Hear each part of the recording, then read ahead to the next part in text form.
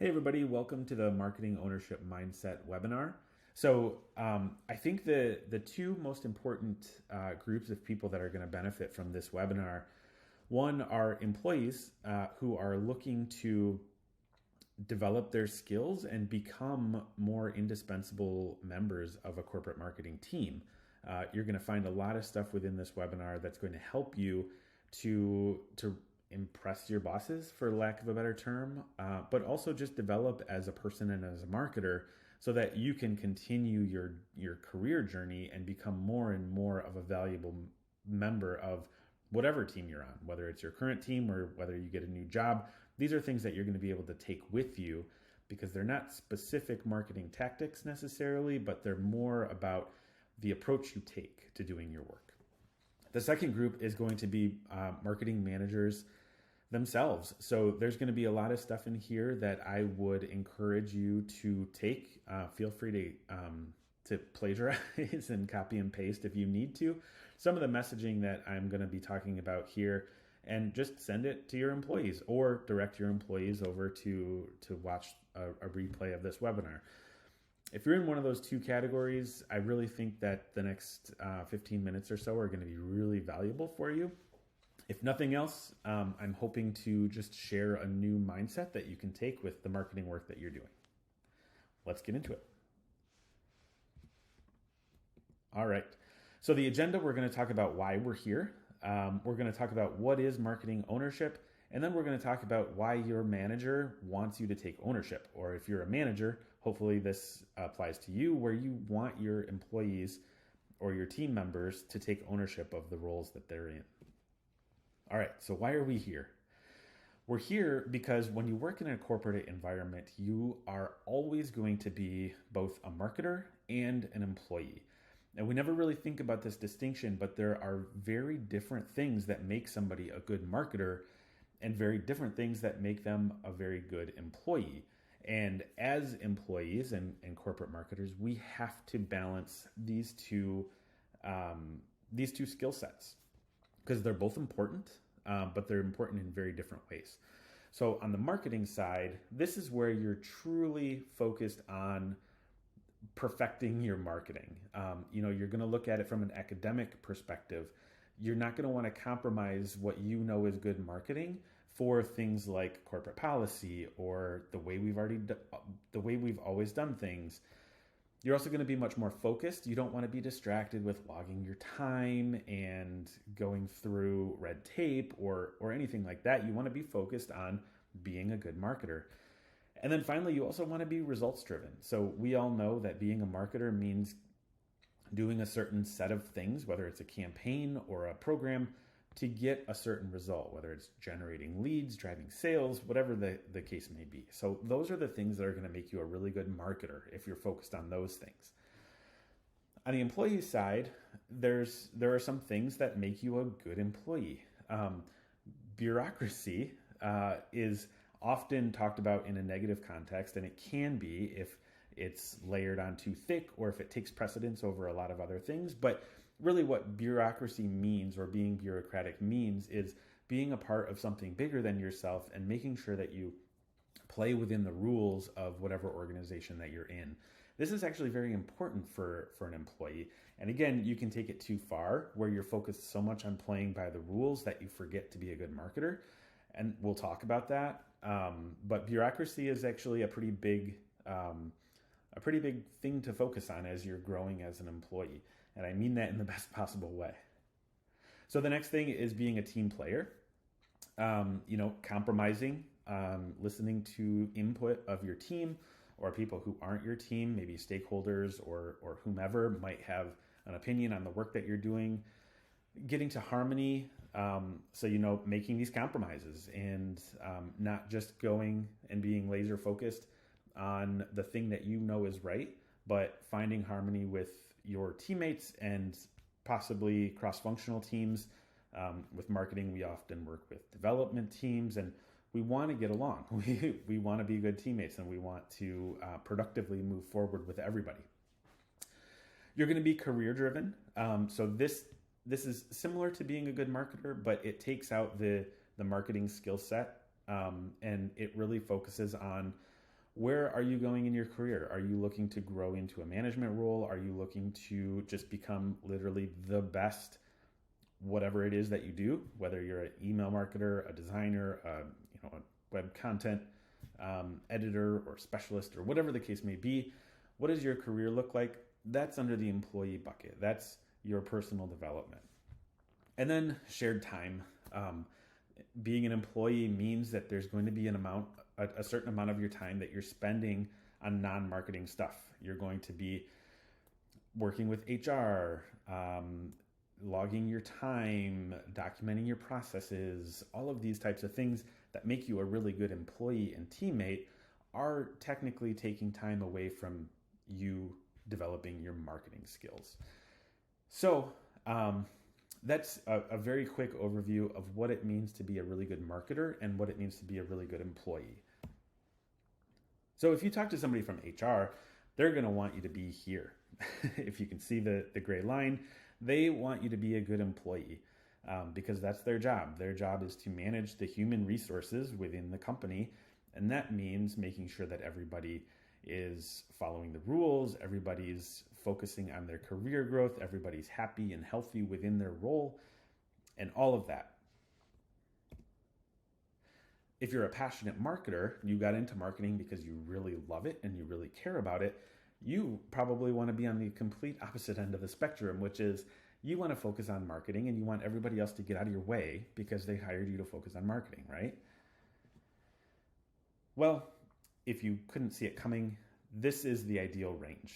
Somewhere in the middle, you have to be able to balance your passion for marketing and your ability to be a good marketer with the things that make you a good employee or a good contributor to the overall corporate mission. So in reality, what we've seen in working with clients of organizations of all sizes, all industries, almost all employees, specifically within the marketing realm or the marketing department, end up skewing to the right. We end up becoming more focused on what it takes to be a good employee.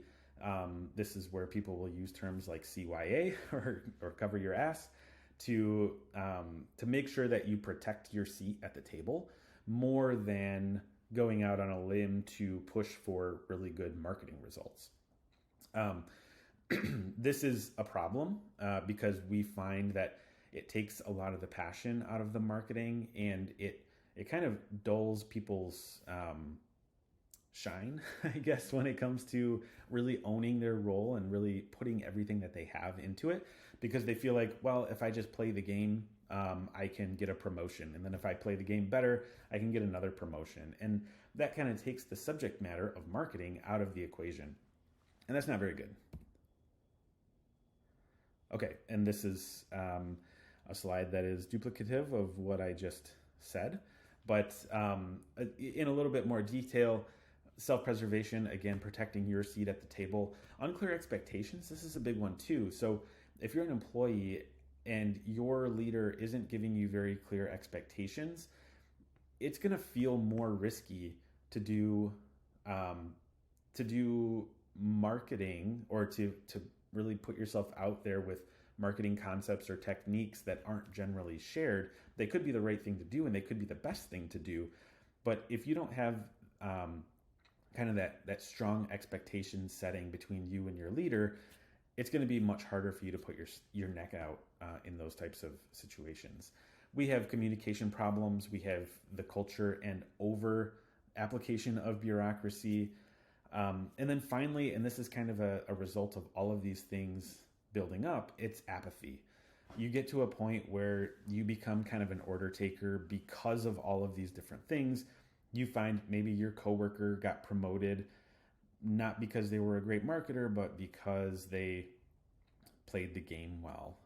And that starts to build this level of apathy that makes you just focus on what do I have to do to either stay in the seat I'm in or grow within the company without necessarily contributing a lot more to the company.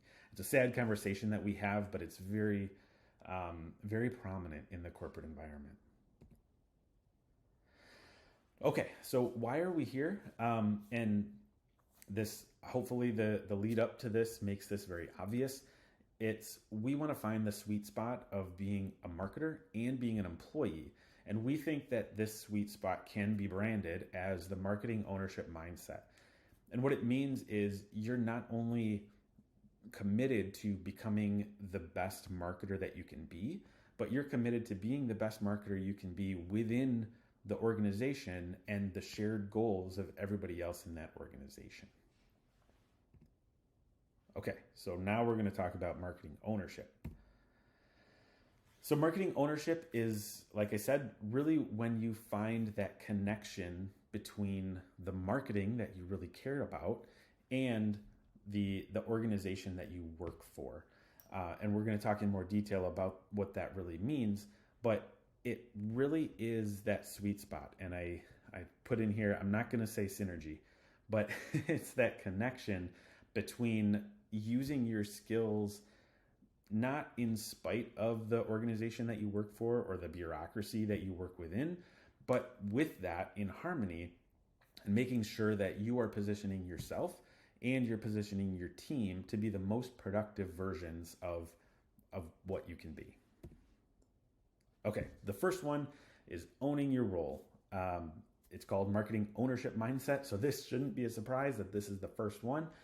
But what it really means is you were hired for a specific role, whether it's an entry-level role, a senior level role, a supervisory role, whatever it is, you were not hired to become an order taker.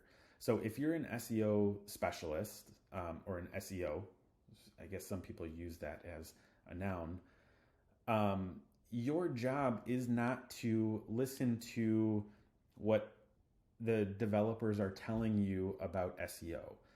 Yes, that's an important part of it, and that's part of collaboration. You, of course, have to listen to everybody.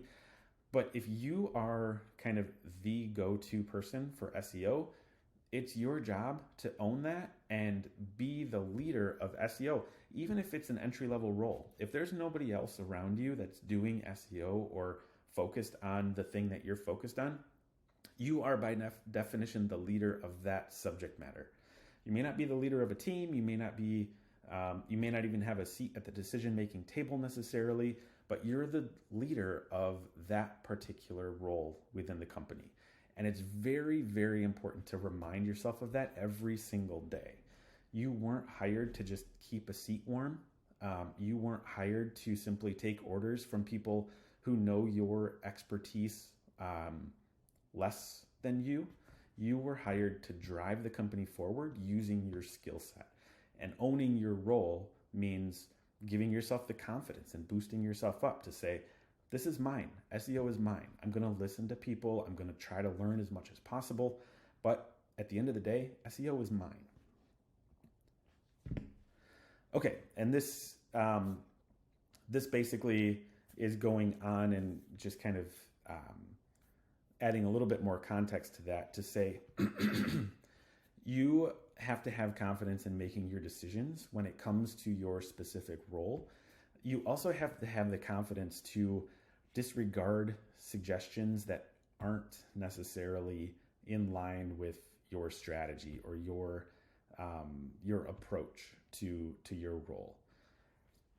One of the things that we see so often in corporate environments is somebody will say something along the lines of, I know the right thing to do, but because of the way things work here, or because of something that my boss said, I'm intentionally doing it a different way, either to get harmony or achieve harmony between teams, or to make it an easier path, or whatever the case may be. You're sacrificing what you know is best for some of those things that fell under the employee category.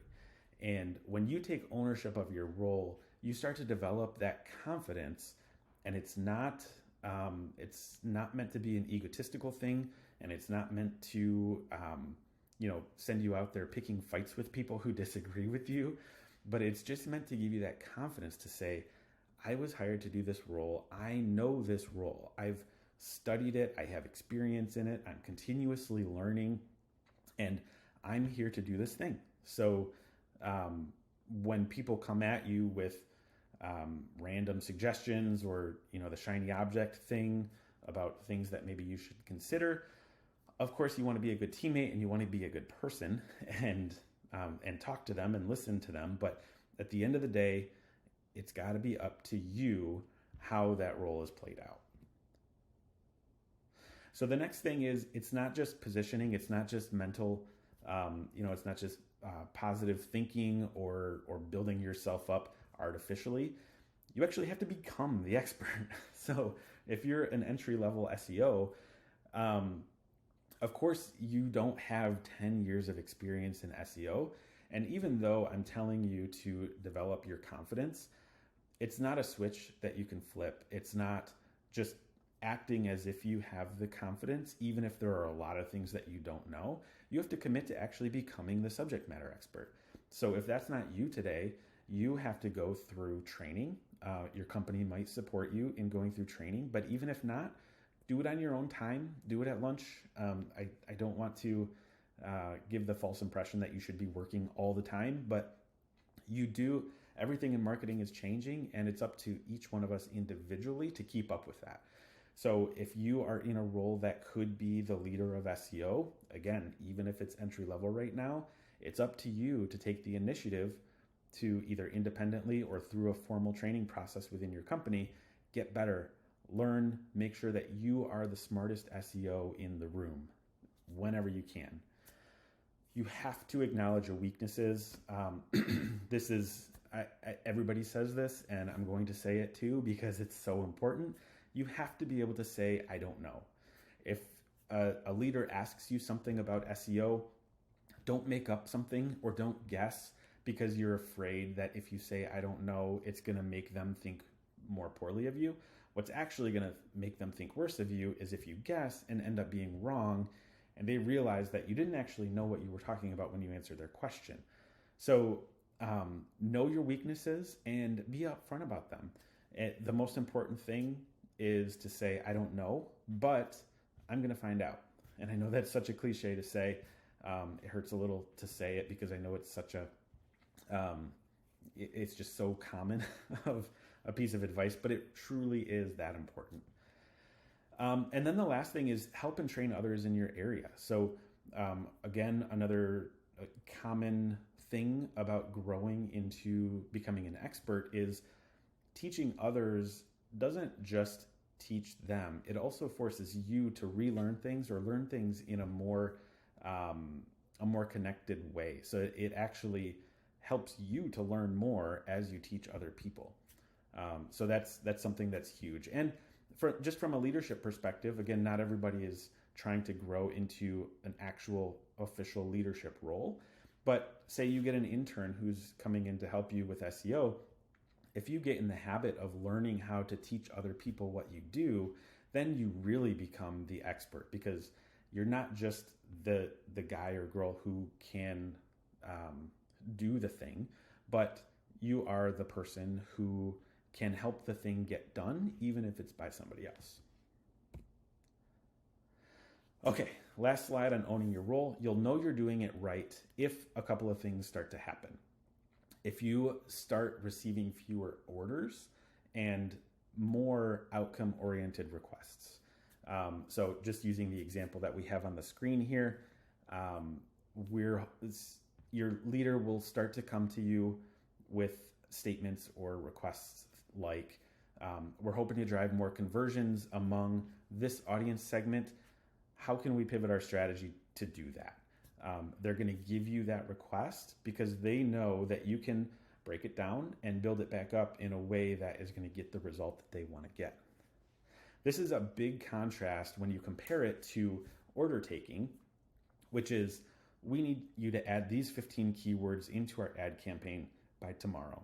They're assuming that you don't really have much to add in terms of the strategy or the approach. And basically they're just saying, I have this good idea, you go implement it because you're being paid to implement it. There's a very big difference between those two types of things. And when you start to build yourself up as the owner of your role and make it very clear to everybody around you that that is your mission, to, again, not just puff yourself up and act like the expert in the area, but actually become the expert, you're going to start being pulled to the table more when it comes to decision making, strategy, and figuring out what needs to be done in addition to actually going through and doing it. You're also going to be, you're going to find that there's less pressure for you to explain yourself. And this is something especially young marketers I didn't understand this when I was a young marketer. I always over-explained myself because it was kind of like a self-esteem thing where I didn't think people were going to take me at my word or take my word as is. I had to have 15 references and thoroughly explain every single thing that I did so that they would feel confident that what I did was actually valuable. Okay, so when you do get to this level of owning your role, when you talk to your leaders or even the most senior leadership at your company, they're not going to ask you the specifics about what keywords did you use to get this ad campaign to work so well, or how did you come up with this design, or what design did you even come up with? If you have the ability to do your job well and lead with confidence, what you're going to find is a lot of those conversations are going to be more about the results of the thing. And they're going to say, I don't care what the keywords were. I don't care what the ad design was, because I know you've got it. And I know that you are going to do the right thing in order to get the results, because we can see the results happening. All right. Part 2 is connecting to purpose. And I had to call out Simon Sinek here because this is not what I mean. Simon Sinek is good for a lot of things and he's very motivational. But when I say connect to purpose, I'm not talking about knowing your why or knowing your particular purpose for doing what you do. I'm talking about what's the purpose that you and your department are meant to serve within the company. And for me in the corporate environment, I know I'm going to get a lot of eye rolling, or possibly people are going to be a little upset about this. That's going to be so much more important than your personal reasons for showing up to work. You have to focus on why the company needs you. Why does the role exist? Why does your department exist? And again, as a young marketer, I never thought about this. I got a job and I felt so important because I had that job. I was there, and the fact that the role existed meant that I was important and whatever I did was important and validated. And that's not necessarily true all the time. And what we have to do, marketers at every single level, whether you're an intern or an entry-level marketer or a senior level specialist, wherever you are, you have to constantly be thinking about what is the return that the company is getting for the work that I'm doing. Not just the role that exists, but literally the work that I'm doing. How is that driving the company forward? It's so important, because if you put yourself in the shoes of a CMO or a CEO, depending on the size of your business, marketing is very expensive. Not only the media buys and the development costs and all of that stuff, but the payroll of staffing a marketing team is very, very expensive. And on the marketing side, we always feel like we are inherently valuable. Everybody needs marketing, right? But when you put yourself in the shoes of the leader, and if it's a public company, obviously you have to start to defend some of your decisions to shareholders and all of that mumbo jumbo we're not going to talk about. But their mindset is marketing isn't inherently valuable. Marketing is valuable when it returns something to the company. And that's the purpose. The purpose of this marketing department existing is because the company wouldn't be able to do X, Y, Z without the marketing department. So whatever role you're in, whatever seat you're filling, you have to be able to connect to that purpose. Okay. And then this is a very scary question that I've talked about with clients a lot in the past, and it's scary to think about, but one of the things that I often instruct clients to think about or ask themselves or talk about as a team, what would happen if marketing was turned off? I'm not saying fire everybody. I'm just saying for the next week or the next month or the next quarter or the next 5 years, what would happen if marketing just stopped? Your job was literally to sit there and sit at your desk for 8 hours and do nothing. Don't publish anything. Don't review anything. Don't create any new campaigns. Marketing just stops. What would happen to the company? And I think the answer to that is very, very important to start to rebuild the essential pieces of marketing and to understand fully what my value actually is. So if I'm an SEO within a large corporation and I just stopped doing my work for the next month, probably nothing would happen because of the long-term aspects of SEO. But what about the next year or the next 5 years? If there was literally no SEO being done, there is where you can start to see your purpose for the company. The work that you do is actually valuable because you're generating that long-term free or free at the time traffic that's coming in and potentially becoming customers. So that's a very, very surface level example, but that's the thing that you have to focus on. If what you did didn't exist for the next week, month, quarter, year, whatever, what would happen? And then work backwards to say, okay, we don't want that to happen. So how do I do my job with that purpose in mind? So taking this approach it's a complete mindset change, because if there was any portion or any part of you that was phoning it in or starting to skew over to the employee side of the balance between marketer and employee, where you were focused a little bit more on just maybe making it seem like you were busy or becoming a better teammate than you were a marketer. Obviously, being a teammate is very important, but starting to get into just going through the motions with your work. If you ask yourself the question, what would happen if my position was eliminated, and then base your reaction or the things you do next on the answer to that question, you're going to be driven. You're going to find ambition you didn't know you had, if you truly care about your role, of course, or if you care about your company, I should say. You're going to be driven to meet challenges with efficiency and effectiveness. You are going to question orders and requests that are given to you, and you are going to set the standard to say, hey, that's a great idea, but it doesn't align with what we're doing, and it doesn't necessarily promise to give the best results.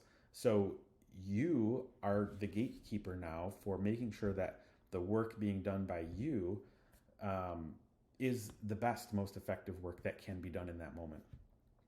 And then you're also going to just start to push to improve outcomes. Again, it's not so much about showing up every day and pushing the buttons, but you are really going to care because you're going to be connected to the outcomes that are coming from your work. Because again, you're thinking about, if I wasn't here, what would be different? So you're almost trying to earn your seat every day. And obviously you don't want to take that to the point of driving yourself crazy, but I think that's a pretty healthy mindset that you can take as you go through your day. It's, hey, I'm not entitled to this job. What can I do today or this week or this month to make sure that everybody's on the same page, that I'm a valuable part of this team? Okay. Part 3 is understanding hierarchical goals. And there's a lot of detail here. I'm not going to read every single word on the slide, but these slides are available for you if you want to go through them after this. But what hierarchical goals are basically different versions of goals or different levels of granularity of goals as you work down the hierarchy of a company. So CEOs and board members set organizational goals. They're setting goals for what the company should be doing, what direction the company should be going in. The CMO, who traditionally will report to the CEO or similar, they interpret the organizational goals into a slightly more granular set of goals focused on marketing. So what marketing strategy will help me or my team and everybody under me contribute to the CEO's organizational goals? Okay. And then when the CMO publishes those goals or communicates those goals, the next level down, it could be a VP, it could be a director. The title's obviously not important, but whoever's reporting up to the CMO, they're going to interpret the overall marketing strategy into more specific strategies. So there might be multiple VPs. You might have a performance marketing VP, or you might have a marketing technology VP, or various segments of marketing. Each of those are going to come up with their own goals, and they're going to translate it into a little bit more granular roadmaps and strategies for doing their work. Underneath that is where we start to get into the production. So the managers and strategists are going to interpret the goals of the VPs or directors and translate them into campaigns. And so each campaign is going to have its own goals, and they're all going to ladder up to the level above. Finally, when you get down to the people who are actually doing the work, there's going to be goals associated with daily tasks. There's going to be, productivity goals. There's going to be campaign goals, and everything basically on the front lines. What are those goals that help you to understand that you're contributing to the campaigns, which are contributing to the roadmaps, which are contributing to the marketing strategy, which is in totality contributing to the organizational goals. There's a lot of layers there. Obviously, not every company is this complex. Maybe you only have 3 levels between the CEO and the frontline marketer. But whatever it is, you have to understand that every level that you get to within the management structure, they're going to have either a slightly broader set of goals as you go up, or a slightly more granular set of goals as you go down. So understanding that and how your daily tasks ultimately do roll up to organizational goals is really important. And I think, again, it changes your mindset from I'm just here to push these buttons because I'm the only one who knows how to push the buttons, to something like, hey, I'm here to do this thing because ultimately it's going to drive the company forward.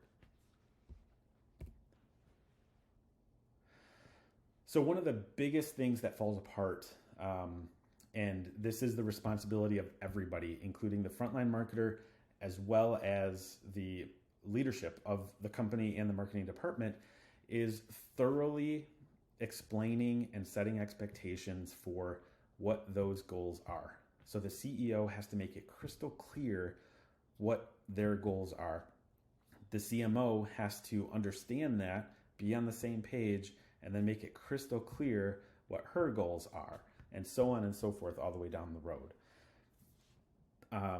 The majority of companies we work with don't do this well. I shouldn't say that. There's always a breakdown somewhere. So if the CEO is a great communicator, the CMO may not be a great communicator. They may have misunderstood what the CEO was saying, and that breakdown at the highest level is going to have a waterfall effect. I was going to say trickle-down effect, but I don't want to get political. It's going to have a waterfall effect where it's kind of like the telephone game, where if the CMO mishears the CEO but bases their entire strategy around that, every step along the way is going to get more and more and more distorted. And by the end of the day, the frontline marketer is going to be either entirely confused about what they're supposed to do, or they're going to feel confident about what they think they're supposed to do, but it's going to be completely different than what the CEO originally intended as the goals of the company. So the importance of this is at every level, it's your job. Again, even if you're entry level, it's your job to push back on your boss and say, I don't understand what you expect. Or even if you're very bold, you can say, I don't think you understand your boss's expectations, and because of that, I feel like I'm doing the wrong thing.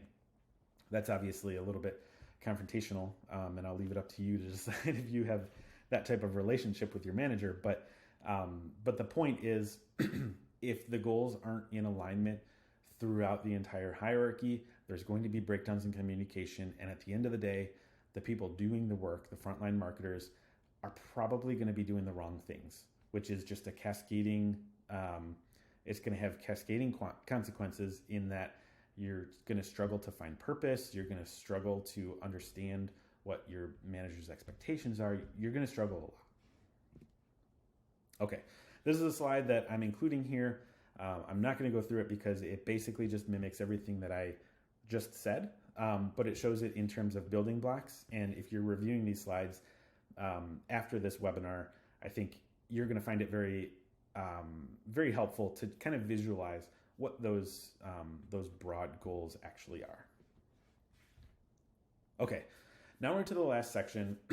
We've covered everything, at least in terms of this webinar, about what it means to have a marketing ownership mindset. What we're going to talk about now is why your manager wants you to take ownership.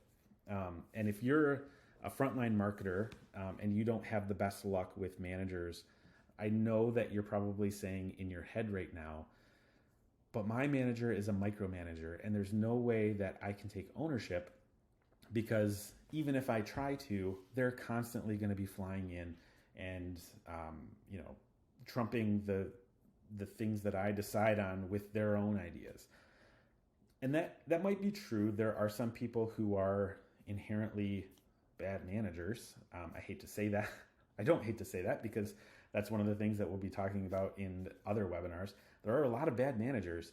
And if you have a bad manager, this might be difficult because that person's personality, it's not even their management style, it's more so their personality is going to become a barrier to you truly running the speed that you can run in your role.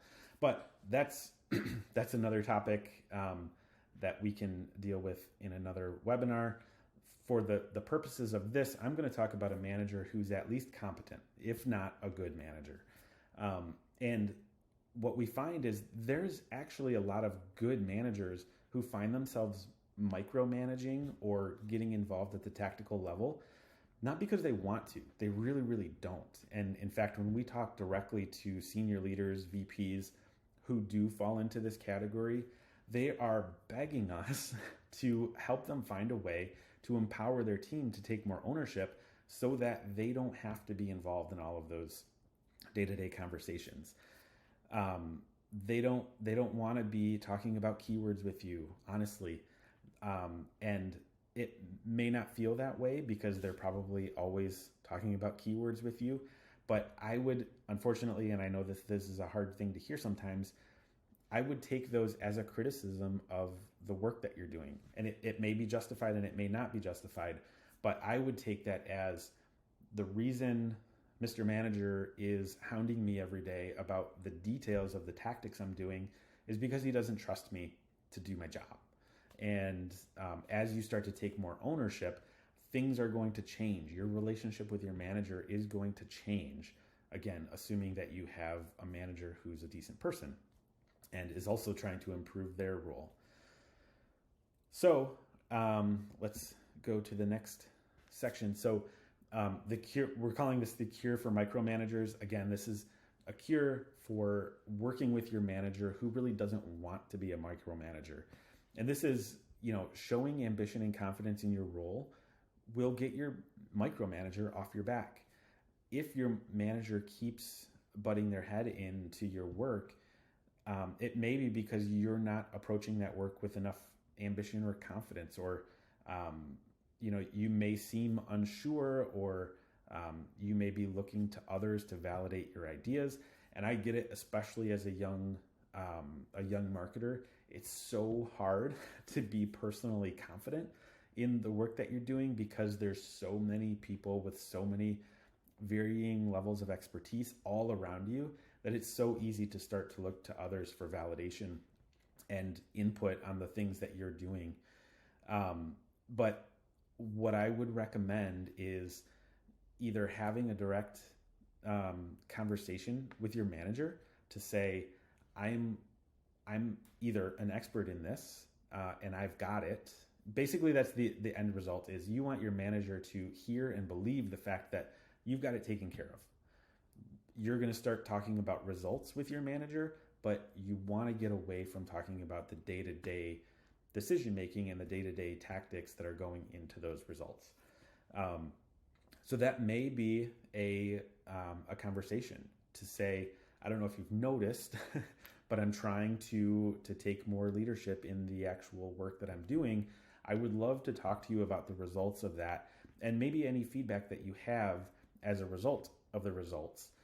But what I would love is a little bit more autonomy throughout the process so that I know if I'm doing the right things without necessarily needing my hand held throughout the process. And then again, just to reiterate, this is based on a statistic that I made up. 9 times out of 10, micromanagers don't want to be involved. And I know I said it before, but I think it's really hard, or it's really important to repeat, which is even if it doesn't feel that way, it feels like your manager wants to jump into tactical planning, or your manager wants to jump into brainstorming for creative ideas, or it feels like they want to do all of these things. Chances are they do not want to do that. Being a manager and being a leader and being an executive, those are full-time jobs. So if your manager is jumping into these additional things, yes, there's that one manager out of 10 who maybe has a personality that doesn't align well with being a manager. But 9 times out of 10, they're doing it out of what they feel is out of necessity rather than what they actually want. And so if you can start to build that relationship by approaching your work with ownership to, again, either with a conversation with them or just through your actions and through your work, start to push them away a little bit from the tactics that you're doing, you're going to find that, hey, they didn't actually want to dictate the keywords that we were putting into these ad strategies. They're perfectly fine doing their management full-time job. So that's a big thing to keep in mind. If your manager is getting involved in your work, take a step back and think, are they getting involved in my work because there's something that I can be doing better, or a conversation that I can have with them to let them know that it's not cool? And if so, go that direction. Okay, so this is the last slide, and this is by far the most important thing, and there's going to be many future webinars about expectations in general, whether it's marketing specifically or management specifically or just in general. I think we underestimate the importance of spending time setting expectations. Expectations are everything. So you can do your work and get a certain result, and that result in itself isn't good or bad. So say you improved organic search traffic by 35% year over year. Some organizations would call that a home run of a success.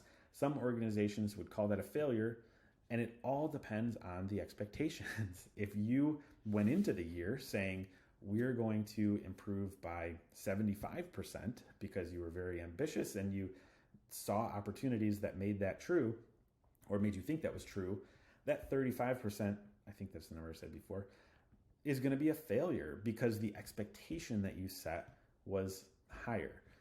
If you set the expectation of, hey, we're literally just getting started with SEO, we may only see a 5 to 10% improvement year over year, but we have to understand that it's going to be compounding and it's going to be continuously growing into the future. Hitting 35% in 1 year is going to be a huge thing. That's a very tactical example. And when I talk about expectations, it's not always about just making promises about the results that are going to happen, but it's really just understanding what's expected of you. That can be marketing results, but it can also be what type of demeanor should you bring to the decision-making table? Should you take the lead on the strategy sessions?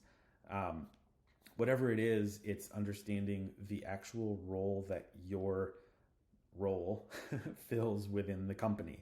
And knowing all of the context around that helps you set the expectations with your manager, helps your manager set expectations with their manager, and so on and so forth throughout the marketing hierarchy, or throughout the management hierarchy within the marketing department. So the last thing, I believe it's the last slide. Yes, there's no other slides. If there's one thing that you can take away from this, it's this last quote. And I would recommend using it every single day if you can, because it takes all of this expectations mumbo jumbo and it distills it down to one question that you can ask your boss or your manager or whoever you're talking to. Can you help me understand the expected outcome? And why this is so important is because it takes assumptions completely off the table. It means when you get a result or you do a thing, you don't have to question or second guess whether that was the right thing to do or whether that was a good result. You know, because if you rewind 6 weeks to the beginning of the conversation, you asked the question, can you help me understand the expected outcome? So important. Literally, I don't want to say write that down because it's very condescending, but if you threw away every single other slide of this presentation and you took only one thing and you got used to saying this statement or asking this question, can you help me understand the expected outcome? Your feeling of purpose and your feeling of clarity within the role that you're doing in your organization is going to be so much clearer and so much more well-defined. You're going to be happier. Your boss is going to be happier. You're going to have a much better working relationship. All of that is obviously good stuff to have. So that's where we'll end it today. I hope that there was you got something out of this, and I hope that you can take some of this stuff back to your role and possibly even completely rethink how you've been showing up to work. And from your manager's perspective, hopefully it was a little bit eye-opening to see that maybe some of your manager's actions weren't necessarily direct, it wasn't directly what they want to do when it comes to micromanaging, but more so what they felt like they had to do because nobody on the team was taking an ownership of the role that they were doing. So feel free to give me feedback on how you feel this went. I said at the beginning that it was going to be 15 minutes, and I think I babbled on for probably 45 minutes or so. So hopefully I can do some editing or something. But let me know what you thought of it. Let me know if there was anything that seemed like it was glaringly wrong or glaringly left out, because I would love to improve upon this in the future. And like I mentioned before, I'm hoping to get into the habit of releasing more webinars on being a marketer and being a marketing manager specifically. And I will just say, it's kind of a plug for the type of work that I'm doing here. I will never be the source that you can come to know the best new features of a tool or the best technique to do this sort of analytics or the best content strategy workflow. That's not true. I am pretty good at that. But what I want to focus on with these webinars is not the tactical marketing things, because you can go literally anywhere on the internet and find a million tutorials and very, very smart people telling you how to do the marketing things. But what nobody's really talking about is how to be a better marketer. There's a lot that goes into being a marketer that's not just being smart at marketing. It's about working within a team and at a certain point managing a team. So those are the types of things that I really want to be talking about in the future. So keep an eye out for those things. If you're on our list, you will be alerted to them as new courses come out.